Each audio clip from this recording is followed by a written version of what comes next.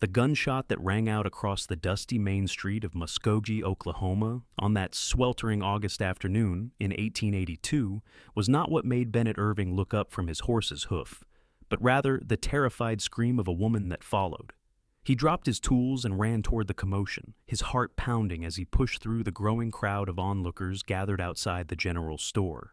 A young woman with copper-colored hair stood pressed against the wooden storefront, her green eyes wide with fear, as a man twice her age waved a pistol in the air, shouting accusations that made Bennett's blood run cold.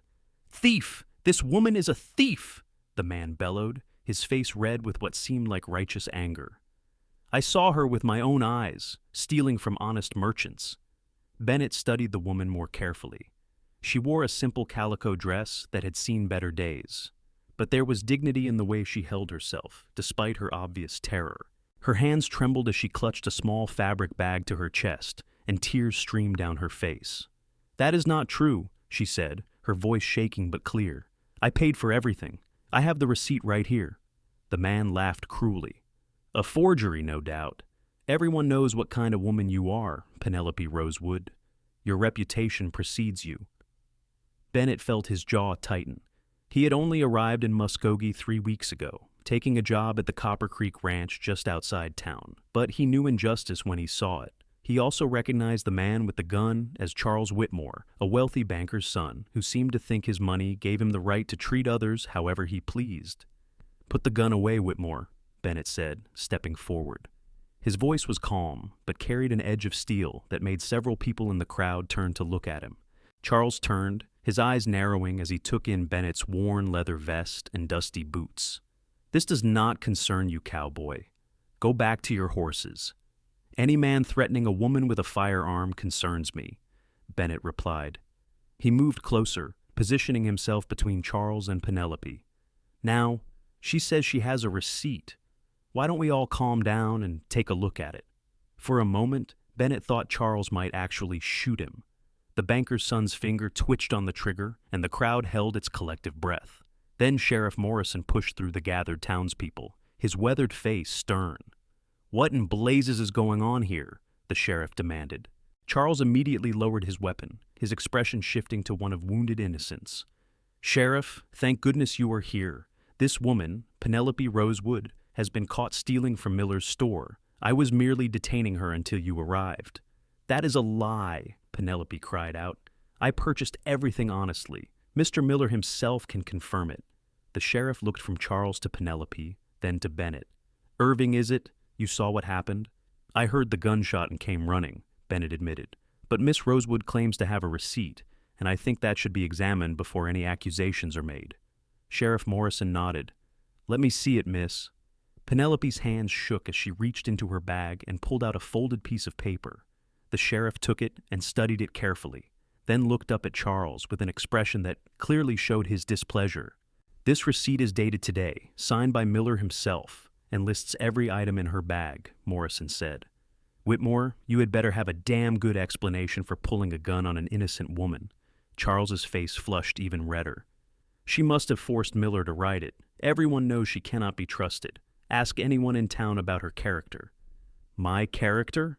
Penelope's voice rose with indignation. "How dare you speak of character when you are the one who has been spreading vicious lies about me for months?"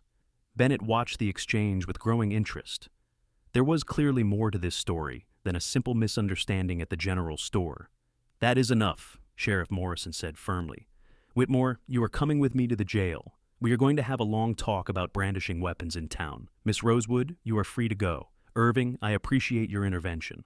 As the sheriff led a protesting Charles away, the crowd began to disperse. Bennett found himself standing alone with Penelope, who had slumped against the storefront wall, her face pale. "Are you all right, miss?" he asked gently. She looked up at him, and he was struck by the depth of emotion in her eyes. Fear, anger, humiliation, and something else he could not quite name all warred across her delicate features. "I do not know," she admitted. "Thank you for stepping in. Most people in this town would have been content to let Charles do whatever he pleased." "I am not most people," Bennett said. "Bennett." He offered her a slight smile. "I am Bennett Irving. I work at the Copper Creek Ranch." "Penelope Rosewood," she replied. though she did not return his smile. "Though I suppose you already know that, given how loudly Charles was shouting it.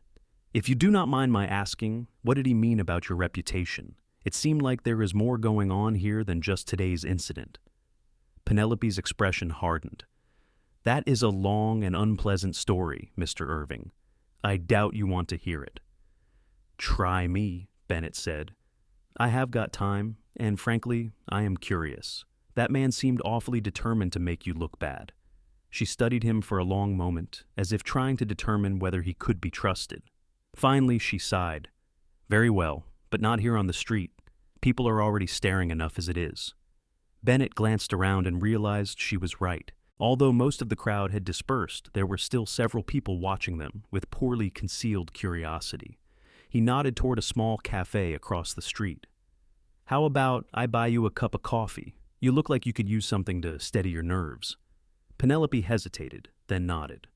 "All right, but just coffee. I cannot afford to give people more reason to gossip." As they crossed the dusty street together, Bennett could not help but wonder what kind of lies Charles Whitmore had been spreading, and why he seemed so determined to destroy this woman's reputation. The cafe was nearly empty at this time of day, most of the lunch crowd having already returned to their work. Bennett selected a table in the back corner, away from the windows and prying eyes. The proprietor, an older woman with kind eyes, brought them 2 cups of coffee without being asked. "You all right, dear?" she asked Penelope quietly. "I saw what happened outside." "I am fine, Mrs. Hawthorne. Thank you," Penelope replied, though her voice lacked conviction. Once they were alone, Bennett waited patiently for Penelope to gather her thoughts. She stared into her coffee cup, as if it might contain answers to unspoken questions. "Charles Whitmore is my betrothed," she finally said. "Or at least, he was supposed to be. Our engagement was arranged by our families when I was 17. I am 22 now, and in all that time, I have come to realize that Charles is not the man my parents believed him to be." Bennett said nothing, simply nodding for her to continue. "About 6 months ago, I told him I wanted to break off the engagement," Penelope went on. "I had seen too much of his true nature by then. The way he treats people he considers beneath him, his cruelty toward animals, his drinking. My parents would not hear of it, of course. The Whitmores are one of the wealthiest families in the territory, and my father sees the marriage as a way to secure our family's future." She took a sip of her coffee, her hands still trembling slightly. "That is when the lies started. Charles began spreading rumors about me around town. At first, they were small things. He would tell people I was forgetful, that I often confused facts or made up stories. Then the lies grew worse. He started suggesting that I had loose morals, that I had been seen in the company of unsavory men. None of it was true, but people believed him because he is Charles Whitmore, and I am just a merchant's daughter with no real standing in this town." Bennett felt anger building in his chest. "And your family? Surely they do not believe these lies?" Penelope's laugh was bitter. "My family believes what Charles tells them. He is very clever about it, Mr. Irving. He never says anything directly accusatory. Instead, he expresses concern for my welfare, suggests that I might be suffering from some sort of nervous condition that causes me to behave erratically. He has convinced my parents that I am the problem, not him. They think I am trying to sabotage the engagement because I am afraid of marriage or some such nonsense." "That is despicable," Bennett said flatly. "It gets worse," Penelope continued. "Last week, several items went missing from various shops in town. Small things mostly. A ribbon here, some thread there, a few coins from the collection plate at church. Charles made sure everyone knew that I had been seen near each location around the time of the thefts. Today was just the culmination of his campaign against me. If you and the sheriff had not intervened, I truly believe he would have had me arrested." Bennett leaned back in his chair, processing everything she had told him. "Why? What does he gain from destroying your reputation?" "Control," Penelope said simply. "If I am seen as unstable or untrustworthy, no one will believe me if I try to expose him for what he really is. And if my reputation is ruined badly enough, I will have no choice but to marry him, because no other man would want me. I would be completely dependent on him and his family's goodwill." "That is not going to happen," Bennett heard himself say. The words surprised him almost as much as they seemed to surprise Penelope. "What do you mean?" she asked, looking at him with confusion. I mean that I am not going to stand by and let him continue this campaign of lies, Bennett said. If what you are telling me is true, and I believe it is, then someone needs to expose Charles Whitmore for the snake he is. Why would you do that? Penelope asked. You do not even know me, and going against the Whitmores in this town is a good way to make enemies. Bennett considered the question carefully. Why did he care? He had only just met this woman, and he had no particular stake in the politics of Muskogee, but there was something about the way she held herself, the quiet dignity beneath her fear that called to something deep inside him. Let me tell you a story, he said. When I was 15, my mother was accused of theft by a powerful man in our town. Like you, she was innocent. Unlike you, there was no one to stand up for her. That man's lies destroyed our family. My father drank himself to death within a year, and my mother died of a broken heart not long after. I swore then that I would never stand by and let someone abuse their power to hurt innocent people. Penelope's eyes softened. I am sorry for your loss, but Mr. Irving, this is not your fight.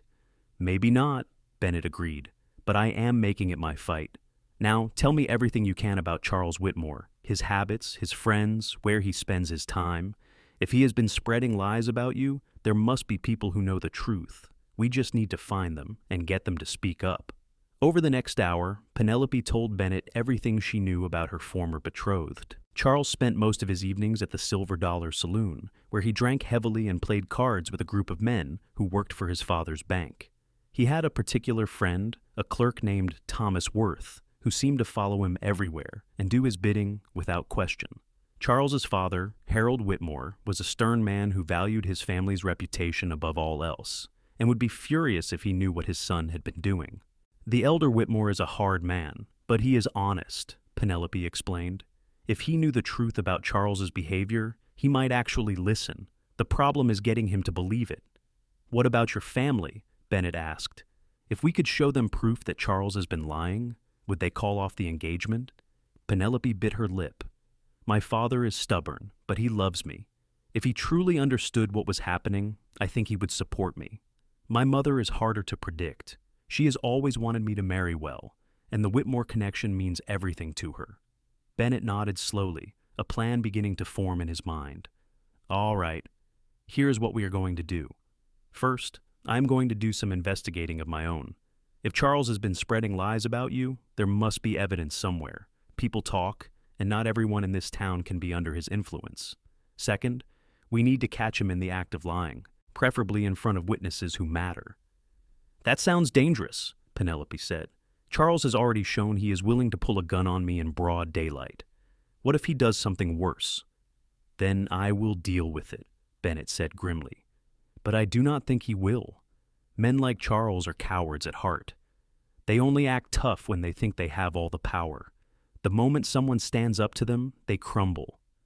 Penelope looked at him for a long moment, and Bennett saw hope flickering in her green eyes for the first time since they had sat down. Why are you really doing this? She asked softly. And please do not tell me it is just because of what happened to your mother. There is something else, is there not?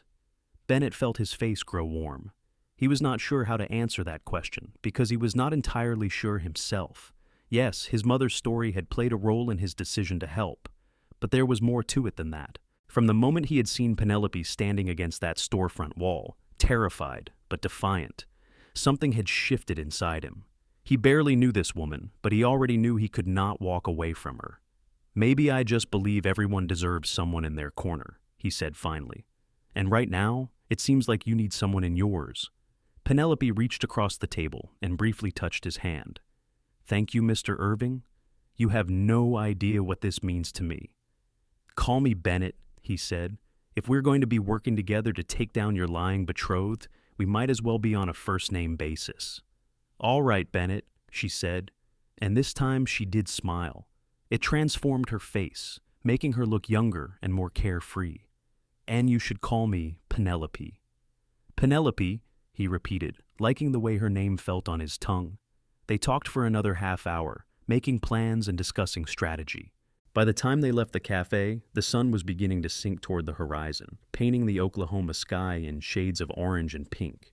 Bennett walked Penelope to her family's home on the edge of town, a modest but well-kept house with a white picket fence and flowers growing in the front yard. "This is where I leave you," she said. "My parents will already be upset about what happened today. If they see me with you, it will only make things worse." "I understand," Bennett said, "but I need you to do something for me. Keep a record of everything Charles does or says from now on. Dates, times, witnesses, everything. It might be useful later." "I will," Penelope promised. "And Bennett, be careful. Charles may seem like a coward, but cornered cowards can be dangerous." Bennett tipped his hat to her. "I will be careful. You do the same." As he walked back toward the ranch where he had been staying, Bennett's mind was already racing ahead. He had made a promise to Penelope, and he intended to keep it, but he also knew that taking on someone like Charles Whitmore was not going to be easy. The man had money, influence, and apparently no conscience about ruining lives to get what he wanted.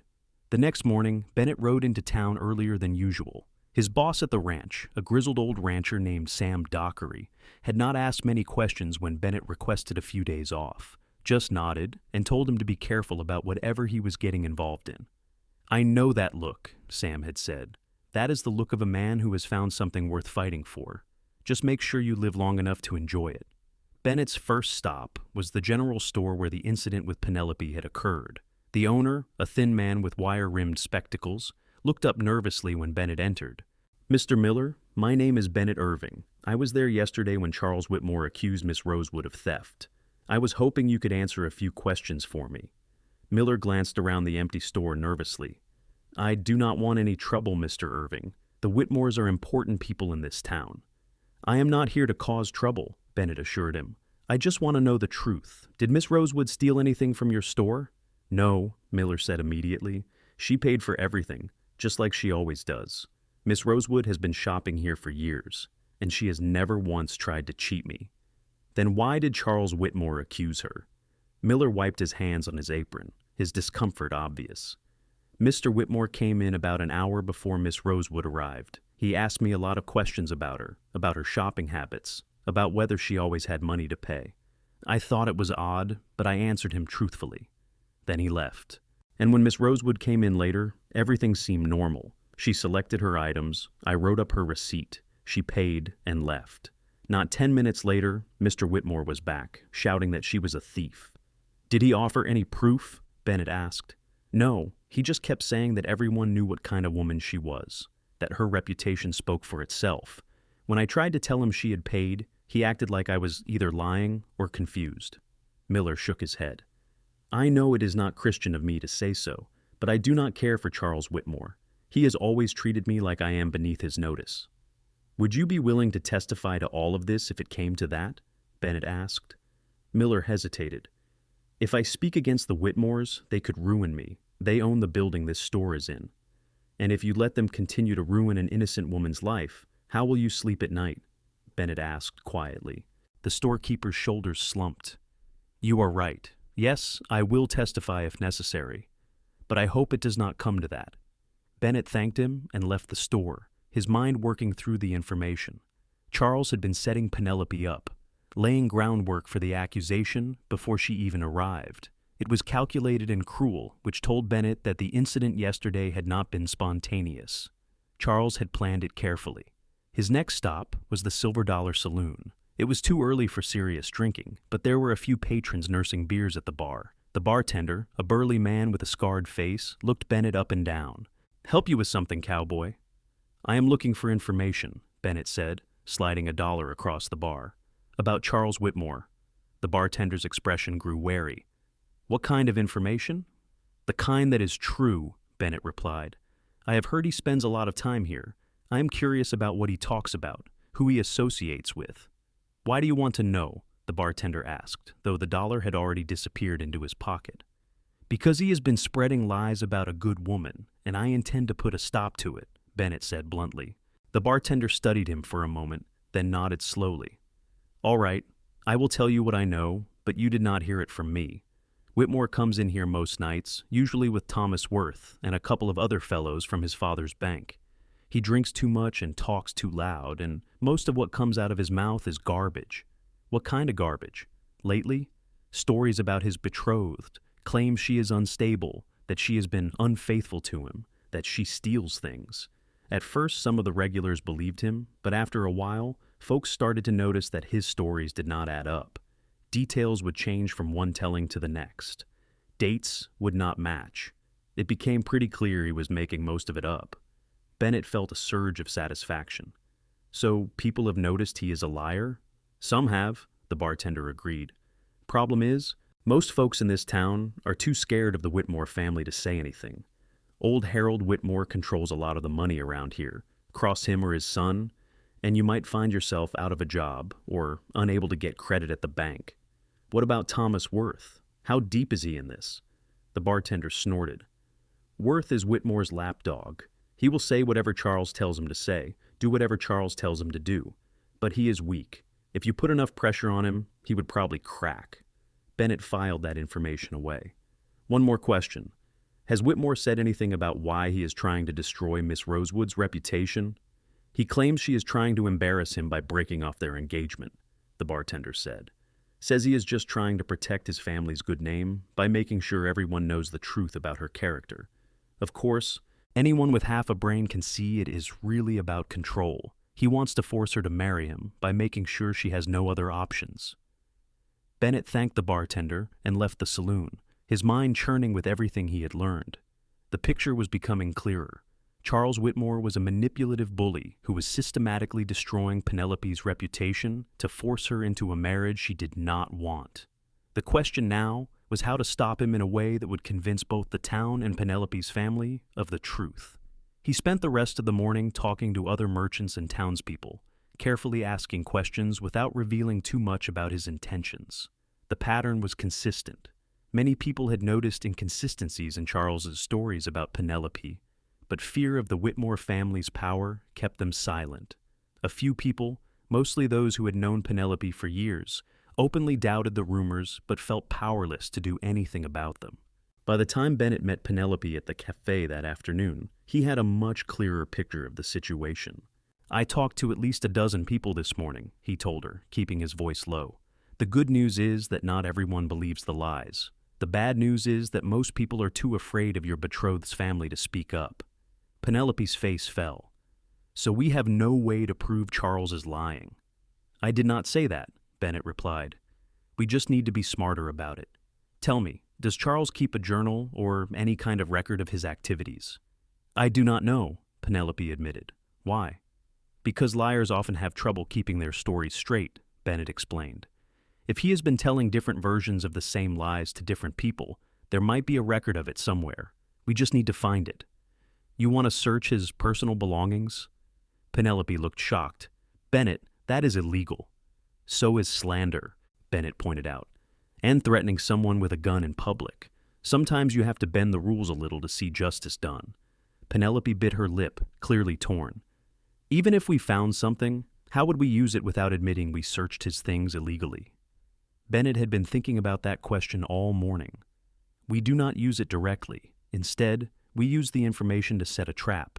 If we know what lies he has been telling and to whom, we can maneuver him into a situation where he contradicts himself in front of the right people. The right people being my family and his father, Penelope said slowly, understanding dawning in her eyes. Exactly. Harold Whitmore cares about his family's reputation. If we can show him that his son is a liar who has been slandering an innocent woman, he will be furious. And your parents, if confronted with undeniable proof that Charles has been manipulating them, will have to acknowledge the truth. It is risky, Penelope said. Yes, Bennett agreed. But doing nothing is riskier. Charles is not going to stop Penelope. He will keep escalating until he either destroys you completely or forces you to marry him. We need to act now, while we still have some element of surprise on our side. Penelope was quiet for a long moment, staring out the cafe window at the dusty street beyond. When she finally spoke, her voice was firm with resolve. All right, what do you need me to do? Tell me everything you know about Charles's routine, Bennett said. When he is at home, when he is at the bank, when he is at the saloon. I need to know when his rooms might be empty and accessible. Penelope provided what information she could. Charles lived in a suite of rooms above his father's bank, which made access difficult during business hours. However, he typically spent his evenings at the Silver Dollar Saloon and rarely returned before midnight. The bank closed at 6, and the building should be empty, except for a single watchman who made rounds every hour. The watchman is an older gentleman named Silas Trent, Penelope said. He has been with the Whitmores for 20 years. I do not think he would help us. He does not need to help us, Bennett said. He just needs to not catch us. That night, long after the sun had set and most of Muskogee had gone to bed, Bennett found himself crouched in the shadows across the street from the Whitmore Bank. He had spent the early evening watching the building, noting Silas Trent's routine. The old watchman was predictable, making his rounds on the hour every hour, always starting from the ground floor and working his way up. At 10 minutes past midnight, Bennett saw Charles Whitmore stumble out of the Silver Dollar Saloon, clearly drunk, and head in the opposite direction from the bank. Perfect. That gave Bennett at least an hour, probably more, before Charles returned. He waited until Silas Trent completed his midnight round, then crossed the street silently. The back door of the bank was locked, but the window to the storage room was not properly secured. Bennett had noticed that during his earlier reconnaissance. It took him less than a minute to ease it open and slip inside. The building was dark and silent except for the ticking of a large grandfather clock in the main banking hall.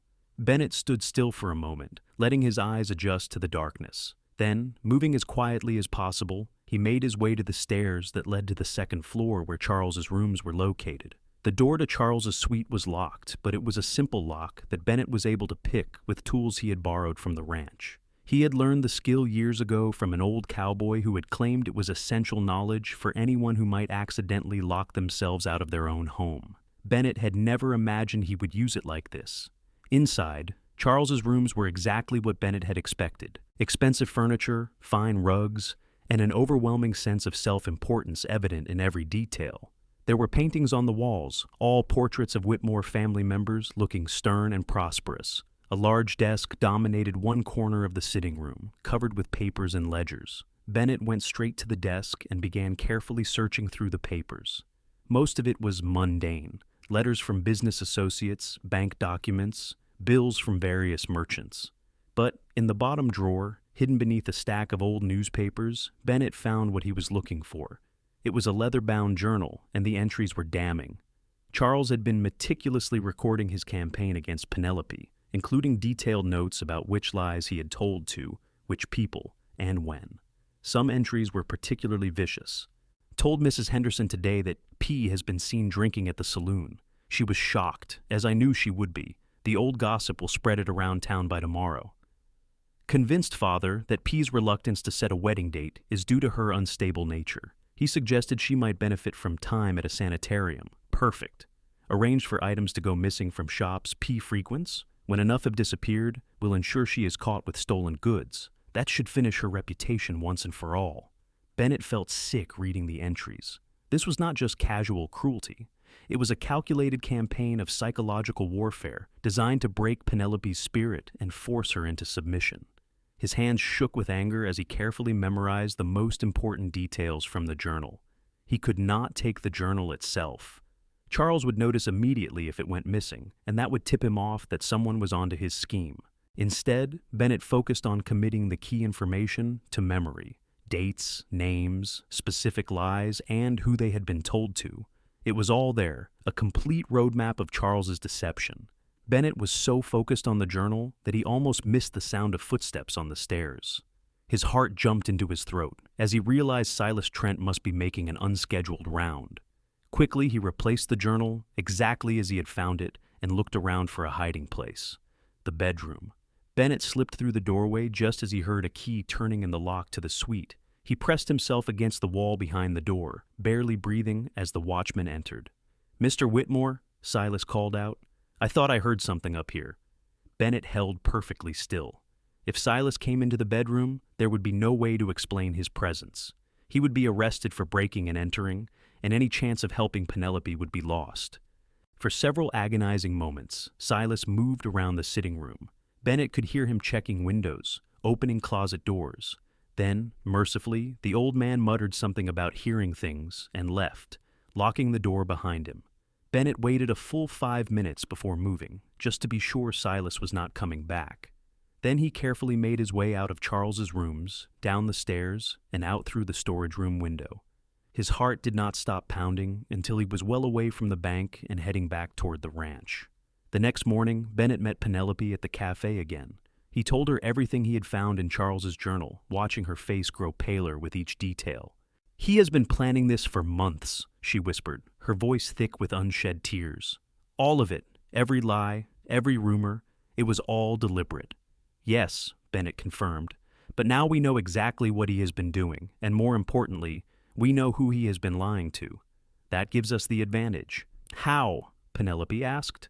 "We cannot use the journal as evidence without admitting you broke into his rooms." "We do not need the journal," Bennett explained. "We just need to get Charles to repeat his lies in front of the people he has been manipulating. If we can arrange a confrontation where he has to defend his accusations, and we have witnesses there who can contradict his different versions of the same stories, he will hang himself."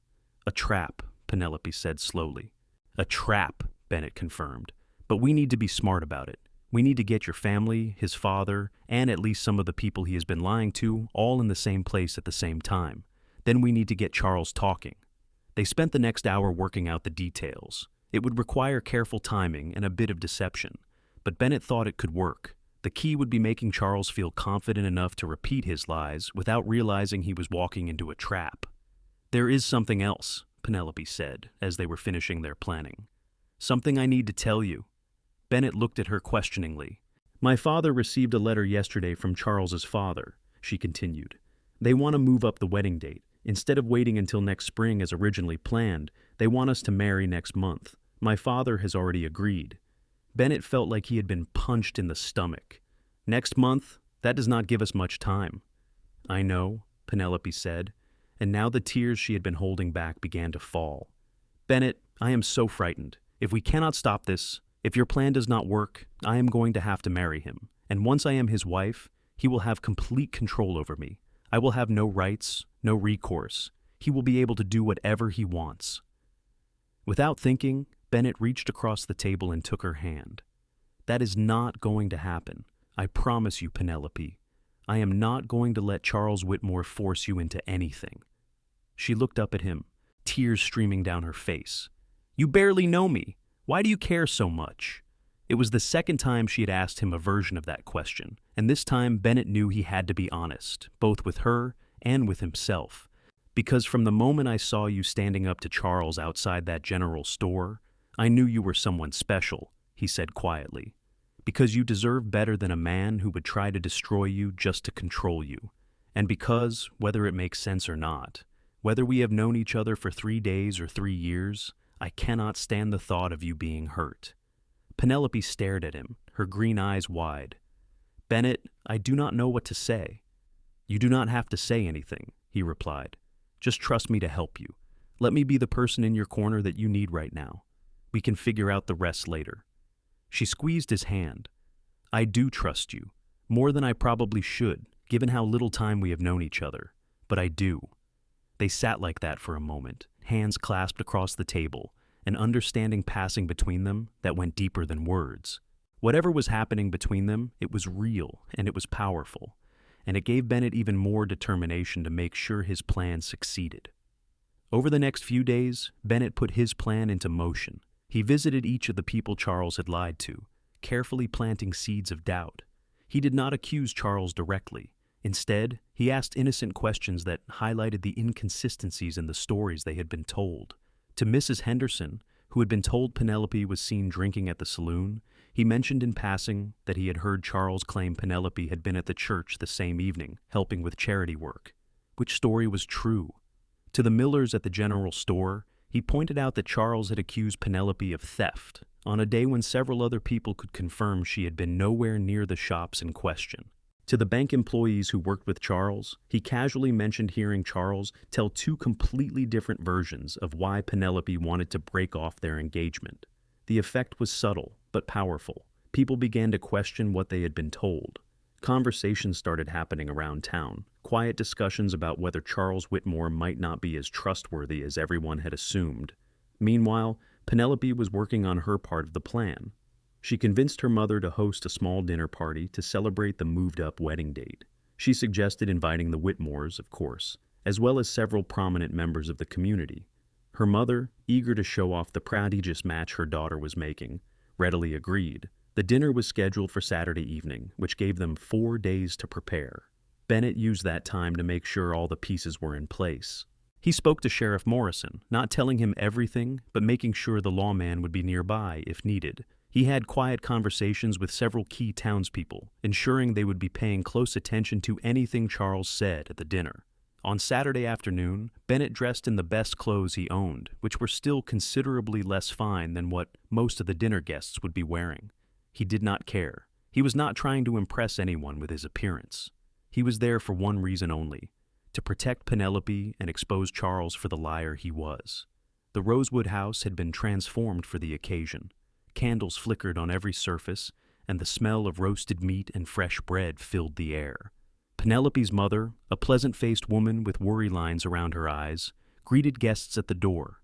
She looked surprised when Bennett arrived. "Mr. Irving," she said, clearly uncertain how to proceed. "I am afraid there must be some mistake. This is a private family dinner." "I invited him, Mother," Penelope said, appearing at her mother's elbow. She looked beautiful in a green dress that matched her eyes, though Bennett could see the tension in her shoulders. "Mr. Irving has been a good friend to me these past few days, and I wanted him here." Mrs. Rosewood looked like she wanted to argue, but good manners won out. "Very well. Please come in, Mr. Irving." The main room was already crowded with guests. Bennett recognized Harold Whitmore, a tall man with silver hair and a stern expression. Charles stood beside his father, looking smug and confident. Also present were several of the people Charles had lied to, including Mrs. Henderson, the Millers, and Thomas Worth. Penelope had done her job well. All the key players were here. Dinner was an uncomfortable affair. Bennett was seated at the far end of the table from Charles and his father, with Penelope's younger brother between them. Charles made several pointed comments about Bennett's presence, clearly unhappy about having a mere ranch hand at what was supposed to be an elegant family gathering. "I was not aware we were inviting the working class to our celebrations," Charles said loudly enough for everyone to hear. "No offense intended, of course, Mr. Irving. I am sure you are quite competent with horses and cattle." "None taken," Bennett replied evenly. "I am sure you are quite competent at whatever it is you do, Mr. Whitmore, though I confess I am not entirely clear on what that is. Banking, I suppose?" Several people at the table suppressed smiles. Charles's face flushed red. "I manage several of my father's business interests, not that it is any concern of yours." "Charles, please," Harold Whitmore said, his voice carrying a note of warning. "Let us not be rude to our host's guests." But Charles was already worked up, and Bennett could see the opportunity he had been waiting for. "Forgive me, Father, but I think we should all be very careful about who we associate with. After all, reputation is everything, is it not? Just ask my betrothed." Penelope, sitting across from Charles, went pale. "What is that supposed to mean?" "Oh, come now, my dear," Charles said, his tone dripping with false sympathy. "Everyone here knows about your little problems, the forgetfulness, the confusion, the unfortunate incidents around town. I have been very understanding about it all, but surely you cannot expect me to pretend nothing is wrong. I think perhaps we should discuss this privately." Penelope's father, a stocky man with kind eyes, said uncomfortably. "Why?" Bennett interjected, his voice calm. "If there are problems, surely they should be discussed openly. After all, these good people have a right to know the truth about what has been happening." Charles' eyes narrowed. "What are you suggesting, Cowboy?" "I am suggesting that there have been a lot of rumors flying around town lately," Bennett said. "Rumors about Miss Rosewood's character and behavior, and I think it is time we examine those rumors carefully." "There is nothing to examine," Charles said dismissively.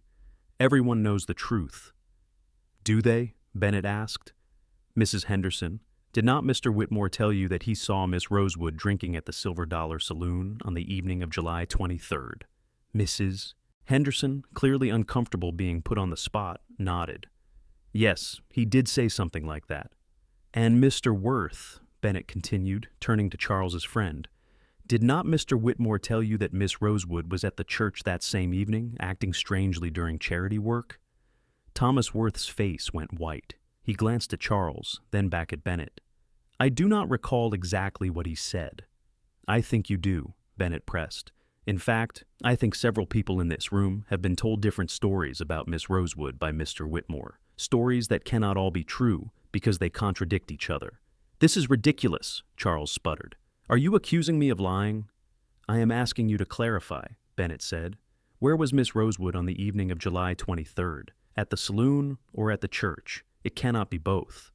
Charles opened his mouth, then closed it again. He looked around the table, clearly trying to remember which story he had told to whom. She was at both places, he finally said. She went from one to the other. The church charity work did not end until well after 10 that night, Bennett said. The saloon closes at midnight. When exactly did she have time to drink enough to be noticeably intoxicated, as you claimed to Mrs. Henderson? I may have been mistaken about the exact date, Charles said, his confidence wavering. May have been? Bennett leaned forward. That is a pretty significant detail to be mistaken about, especially since you used that story to question Miss Rosewood's character. What about the other stories? Were you mistaken about those too? Now, see here, Harold Whitmore interrupted.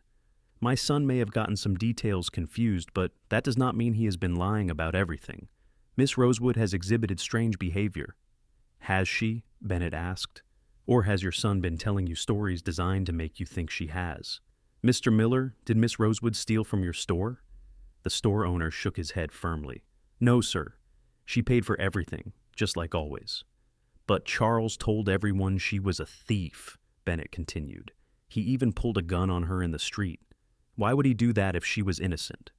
To humiliate her, Penelope said quietly.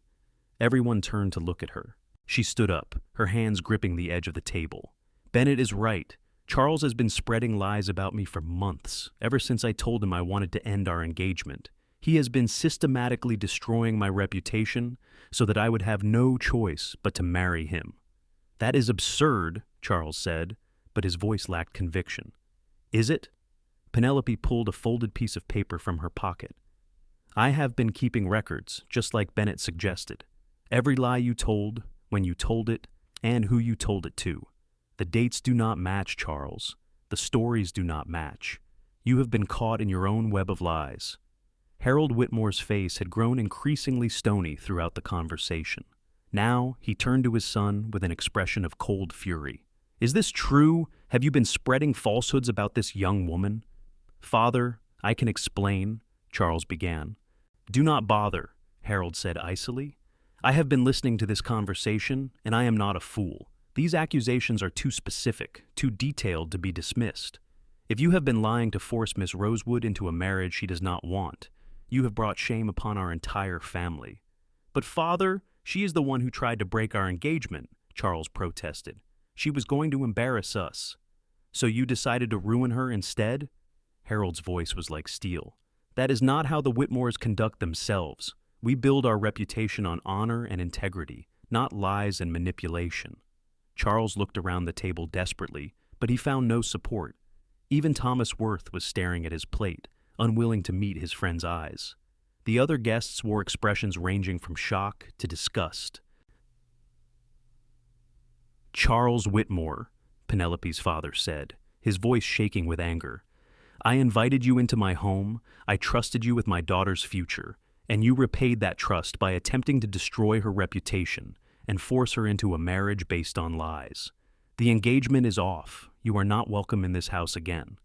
You cannot do this, Charles said, his face now pale. We had an agreement. Our families had an arrangement. An arrangement based on the assumption that you were an honorable man, Harold Whitmore said.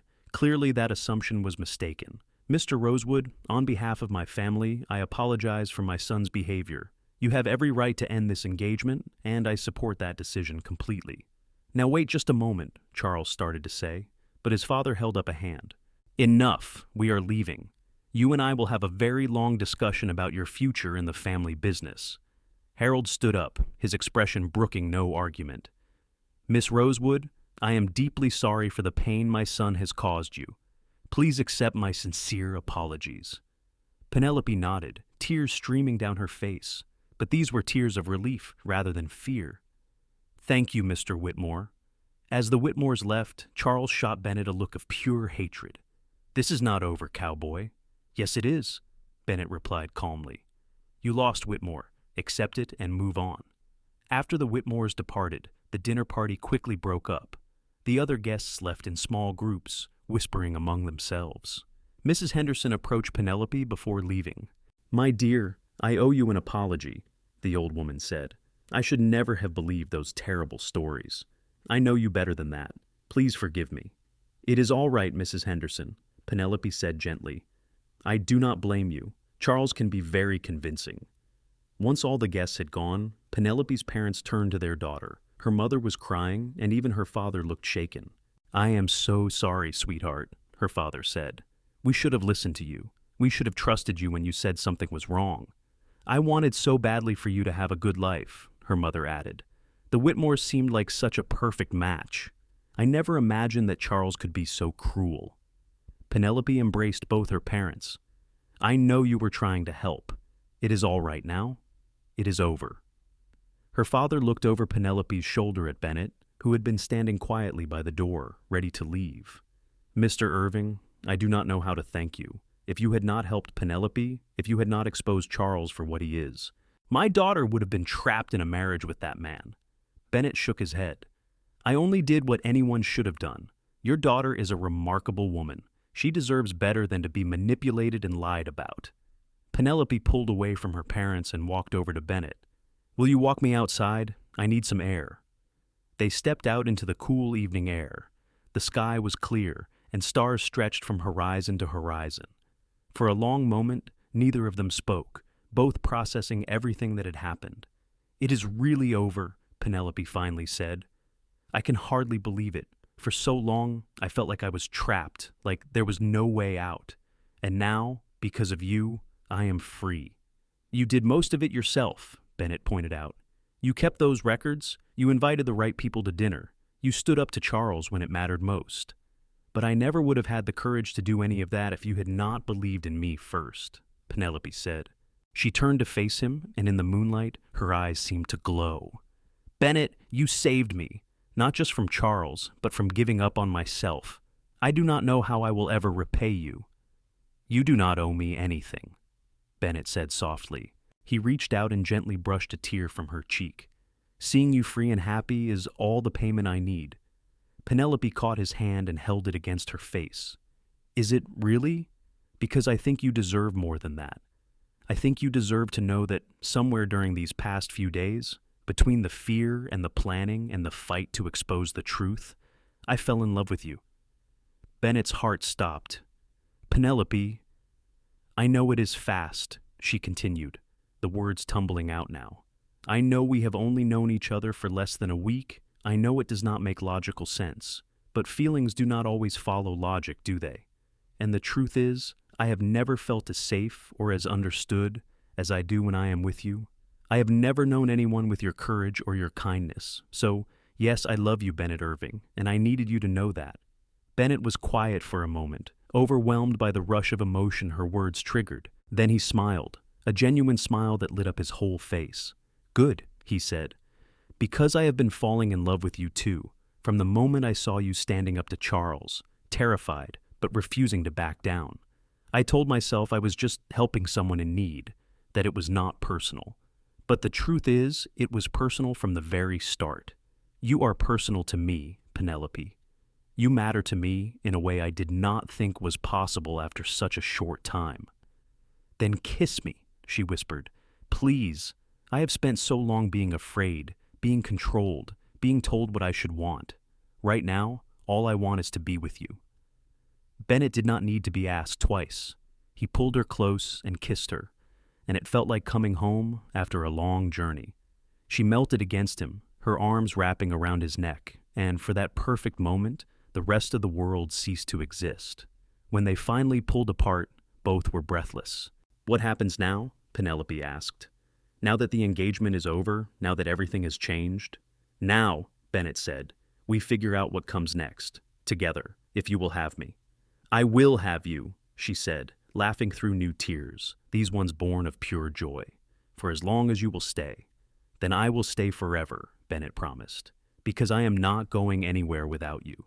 They stood together under the stars, holding each other, two people who had found something precious and unexpected in the midst of chaos and lies. The future was uncertain, but for the first time in a long time, both of them felt genuinely hopeful. The next few weeks were transformative for both Bennett and Penelope. The town of Muskogee buzzed with gossip about the broken engagement and Charles Whitmore's disgrace. Harold Whitmore, true to his word, had taken his son in hand. Charles was sent away to work at one of the family's holdings in Kansas, effectively banished from Muskogee. Word spread quickly that the elder Whitmore had been furious about his son's behavior and was determined to reform him, though many people doubted Charles was capable of real change. For Penelope, the lifting of Charles's shadow was like being able to breathe again after nearly drowning. Her reputation, which had been so carefully destroyed, began to recover. The people who had believed Charles's lies felt guilty once they understood how thoroughly they had been manipulated, and they went out of their way to make amends. Within days, Penelope found herself welcomed back into social circles she had been subtly excluded from for months. But the most important change was in her relationship with Bennett. They spent almost every day together, getting to know each other properly now that the crisis was over. Bennett would ride into town after finishing his work at the ranch, and they would walk together through the streets or sit in the cafe talking for hours. Penelope learned that Bennett had grown up in Texas, the son of a shopkeeper and his wife. After his parents' deaths, he had spent years drifting from ranch to ranch, never staying anywhere long because he had not found a reason to settle down. He was 26 years old, though his weathered face and serious demeanor sometimes made him seem older. "I think I was looking for something," he told her one evening as they sat on the porch of her family's home. "I just did not know what it was until I found it here." "And what did you find?" she asked, though she thought she knew the answer. "You," he said simply. "A reason to put down roots, a place that feels like home." Bennett learned that Penelope had always been something of a dreamer. She loved to read, particularly adventure stories and poetry. She had once harbored ambitions of becoming a teacher, but her parents had discouraged it, saying it was not appropriate for a woman of her station. Her engagement to Charles had been arranged when she was still too young to understand what she was agreeing to, and by the time she was old enough to realize she did not want to marry him, it had felt too late to object. "I felt so powerless," she confessed. "Like my life was a wagon rolling downhill, and I had no way to stop it. Even my own parents would not listen to me. I started to believe maybe Charles was right. Maybe there was something wrong with me for not wanting what everyone told me I should want." "There was never anything wrong with you," Bennett assured her. "You just wanted the freedom to choose your own path. That is not crazy. That is human." As summer turned to fall, Bennett and Penelope's relationship deepened.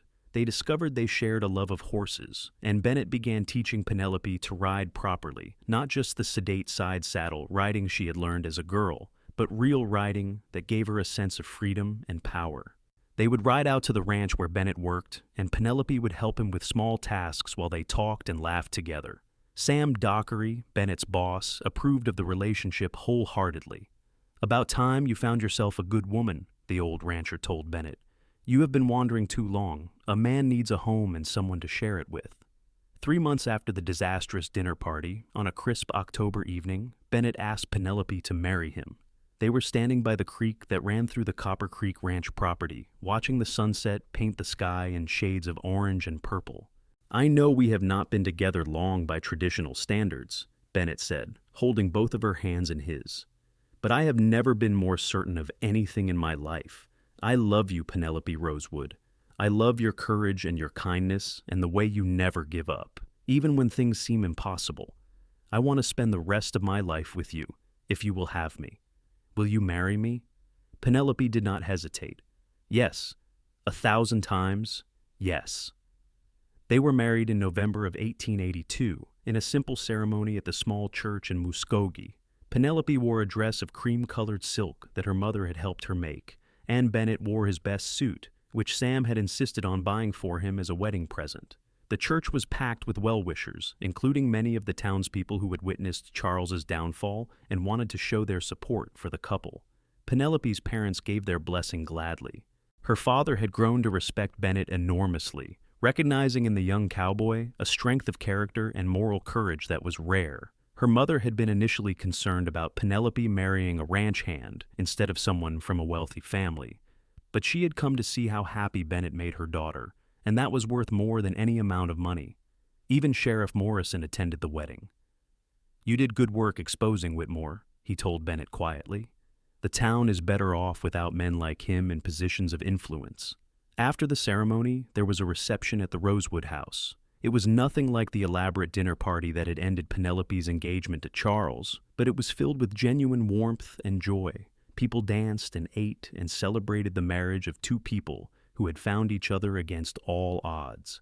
As the evening wore on and the guests began to depart, Bennett and Penelope finally had a moment alone together. They stood in the backyard, away from the noise and light, holding each other close. "Are you happy?" Bennett asked. "Happier than I ever thought possible," Penelope replied. She looked up at him, her face glowing with contentment. "6 months ago, I thought my life was over. I thought I was going to be trapped forever in a marriage with a man who wanted to control and diminish me. And now I am married to you, a man who sees me for who I really am and loves me anyway. It feels like a miracle." "No miracle," Bennett said. "Just two people who found each other at the right time. Though I will admit, the timing was pretty good." They laughed together, then kissed, sealing their commitment to each other under the Oklahoma stars. Bennett and Penelope moved into a small house on the edge of the Copper Creek Ranch property. It was not much, just 3 rooms and a porch, but it was theirs. Penelope threw herself into making it a home, sewing curtains and planting a small garden. Bennett worked long hours at the ranch, but he always made sure to be home for dinner, and they would spend their evenings together, talking about their days and making plans for the future. The first year of their marriage was not without challenges. Money was tight on a ranch hand's wages, and there were times when they had to make do with very little. But they faced every challenge together, and their love for each other only grew stronger through the difficult times. In the spring of 1883, Penelope discovered she was pregnant. She had suspected for several weeks before she finally confirmed it, and when she told Bennett, he literally lifted her off her feet and spun her around in joy. "We are going to have a baby," he kept repeating, as if he could not quite believe it. "We are going to be parents." "Are you happy?" Penelope asked, laughing at his enthusiasm. "Happy? I am over the moon!" Bennett set her down carefully, suddenly worried. "Are you feeling all right? Should you be resting? What do you need?" "I need you to stop fussing," Penelope said, still laughing. "I am pregnant, not made of glass. I feel wonderful." The pregnancy progressed smoothly. Penelope continued to help around the ranch as much as she could, though Bennett and Sam both insisted she not overdo it. She found herself nesting, constantly rearranging their little house and making preparations for the baby's arrival. In December of 1883, during a cold snap that covered Muskogee in frost, Penelope went into labor. Bennett was beside himself with worry, pacing the floor of their house while the midwife and Penelope's mother attended to his wife in the bedroom. The labor lasted nearly 12 hours, and Bennett was certain he aged a decade during that time. Finally, just before dawn, he heard the sound he had been waiting for, the lusty cry of a newborn baby. Moments later, the midwife emerged from the bedroom, smiling. "You have a son, Mr. Irving, a healthy boy with a good set of lungs." Bennett rushed into the bedroom to find Penelope exhausted but radiant, holding a tiny bundle wrapped in blankets. She looked up at him with tears in her eyes. "Meet your son," she said softly. Bennett approached the bed almost reverently. He looked down at the baby and felt his heart expand in a way he had not known was possible. The infant had a shock of dark hair and tiny fists that waved in the air as he fussed. "He is perfect," Bennett whispered. "You are amazing. Thank you for this gift." They named their son James, after Bennett's father. Little James Irving proved to be a healthy, happy baby who rarely fussed unless he was hungry. Bennett was a devoted father, often getting up in the night to walk with the baby when he was restless, singing soft cowboy songs that he remembered from his youth. Watching Bennett with their son, Penelope fell even more deeply in love with her husband. He was patient and gentle, never complaining about the sleepless nights or the changes a baby brought to their lives. He worked just as hard at the ranch, but he made sure to spend every possible moment with his family. When James was 6 months old, Sam Dockery called Bennett into his office at the ranch. "Irving, I am getting old," the rancher said bluntly. "My bones ache, and I am tired. I have been thinking about retiring, maybe moving to live with my daughter in St. Louis." Bennett felt a flash of concern. "What will happen to the ranch?" "That is what I want to talk to you about," Sam said. You have been the best foreman I have ever had. You work hard, you know cattle and horses, and the other men respect you. I want to sell you the ranch." Bennett stared at him in shock. "Sam, I appreciate the thought, but I do not have anywhere near the kind of money it would take to buy a ranch." "I know that," Sam said. "That is why I am proposing a deal. You pay me what you can as a down payment, and then you pay me a percentage of the ranch's profits every year until the debt is cleared. It will take time, maybe 10 years or more, but at the end of it, the ranch will be yours." "I do not know what to say," Bennett admitted. "That is incredibly generous." "It is good business," Sam replied. "I know you will take care of this place, and I would rather sell it to someone I trust than to a stranger who might run it into the ground. What do you say?" Bennett thought of Penelope and baby James, of the little house they had made into a home. He thought about having the opportunity to build something lasting, something he could pass on to his son someday. "Yes," he said firmly. "Yes, I accept." When he told Penelope that evening, she threw her arms around him. "Our own ranch. Bennett, this is wonderful." "It is going to mean a lot of hard work," he warned her. "Harder than what I have been doing. And it will be years before the ranch is really ours." "I do not care," Penelope said. "We will make it work. We always do." And they did. Over the next several years, Bennett threw himself into running the Copper Creek Ranch. He expanded the herd, improved the grazing land, and built a reputation for raising quality cattle and horses. Penelope managed the household finances with careful precision, making sure every dollar was accounted for, and as much as possible went toward paying down their debt to Sam. It was not easy. There were droughts and hard winters, times when they worried they might lose everything. But they persevered, supporting each other through every challenge. The ranch began to prosper, and slowly but surely, they paid down what they owed. In 1886, Penelope gave birth to their second child, a daughter they named Sarah. Then, in 1889, came another son, William. Their little house became crowded with children, laughter, and love. Bennett added on to it over the years, building extra bedrooms and expanding the kitchen. James grew into a serious, thoughtful boy who loved working with his father on the ranch. Sarah was spirited and adventurous, always getting into mischief. William was the baby, sweet-natured and affectionate. Bennett and Penelope marveled at their children, hardly able to believe how blessed they were. The years passed in a blur of hard work, family milestones, and quiet contentment. Charles Whitmore's name became just a distant memory, rarely mentioned and never missed. Penelope's parents remained close, doting grandparents who visited often. Harold Whitmore had nodded to Bennett respectfully once when they passed on the street, a silent acknowledgement of how things had worked out. In 1892, 10 years after their wedding, Bennett made the final payment to Sam Dockery. The Copper Creek Ranch was officially theirs, free and clear. Sam, now living comfortably in St. Louis, sent them a letter of congratulations and the deed to the property. That evening, Bennett and Penelope sat on the porch of their now much expanded house, watching their children play in the yard as the sun set. "Do you ever think about how different things could have been?" Penelope asked. "If you had not been there that day outside the general store, if you had not believed me, if you had not risked everything to help me." "I try not to think about it," Bennett admitted, "because imagining a life without you and the children is too painful." "I think about it sometimes," Penelope said. "Not because I want to dwell on the past, but because it makes me appreciate what we have even more. I was so close to losing myself, Bennett, to becoming a shadow of a person, controlled and diminished by a man who did not love me. And then you appeared, like something out of one of those adventure stories I used to read. My hero on a dusty street." Bennett smiled. "I was never much of a hero. I just did what was right." "That is exactly what makes you a hero," Penelope replied. She took his hand, intertwining her fingers with his.